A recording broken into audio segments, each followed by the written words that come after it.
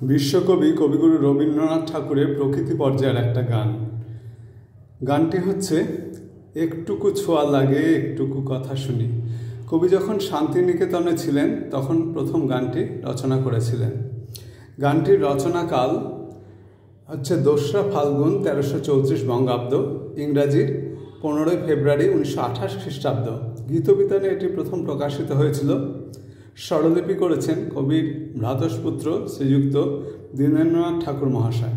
গানটি গেয়ে শোনাচ্ছি, যদি ভালো লাগে আপনাদের সুচিন্তিত মতামত লিখে জানাবেন। শুরু করছি। একটুকু ছোঁয়া লাগে একটুকু কথা শুনি, তাই দিয়ে মনে মনে রচি মম ফাল্গুনি। একটুকু ছোঁয়া লাগে একটুকু কথা শুনি, কিছু পলাশের নেশা কিছু বা চাপায় মেশা, তাই দিয়ে সুরে সুরে রঙের রসে জাল বুনি। তাই দিয়ে সুরে সুরে রঙের রসে জাল বুনি। রচি মম ফাল্গুনি,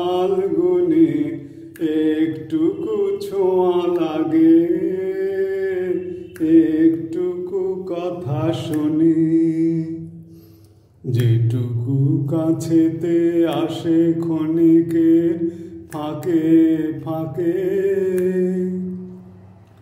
চকিত মনের কোণে স্বপনের ছবি আঁকে। যেটুকু কাছেতে আসে ক্ষণিকের ফাঁকে ফাঁকে,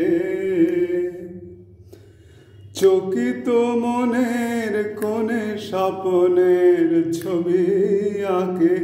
যেটুকু যায় রে দূরে ভাবনা কাঁপায় সুরে, যেটুকু যায় রে দূরে ভাবনা কাঁপায় সুরে, তাই দিয়ে যায় বেলা নুপুরের তাল গুনি। তাই দিয়ে যায় বেলা নুপুরের তাল গুনি। রচি মম ফাল্গুনি, একটুকু ছোঁয়া লাগে একটুকু কথা শুনি। তাই দিয়ে মনে মনে রচি মম ফাল্গুনি, একটুকু ছোঁয়া লাগে